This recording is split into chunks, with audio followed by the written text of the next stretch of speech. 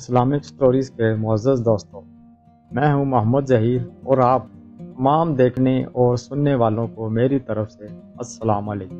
Video شروع کرنے سے پہلے نئے آنے والوں سے گزارش ہے کہ پہلے اس یوٹیوب کے منفرد چینل اسلامک سٹوریز کو سبسکرائب کرتے ہوئے ساتھ بنے گھنٹی کے بٹن کو بھی دبا دیں تاکہ میری ہر نئی آنے والی ویڈیو کا نوٹیفیکیشن آپ کو بر وقت مل سکے اور آپ اس کو اسی وقت دیکھ سکیں۔ شکریہ۔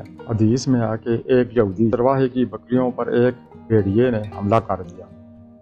چرواہے نے بھیڑیے سے بکری چھڑا لی تو بھیڑیا بزبان فصیح کہنے لگا کہ خدا کا دیا ہوا رزق تو نے مجھ سے کیوں چھینا۔ چرواہا حیران ہو کر کہنے لگا، عجب ہے کہ بھیڑیے بھی باتیں کرنے لگے۔ بھیڑیا پھر بولا کہ اس پر تعجب کرتے ہو؟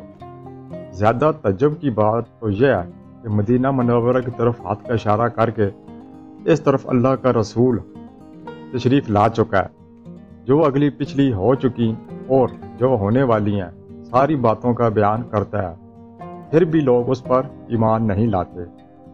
یہ سن کر وہ چرواہا بارگاہ نبوی میں حاضر ہو کر ایمان لے آیا اور صحابی بن گیا۔ سبحان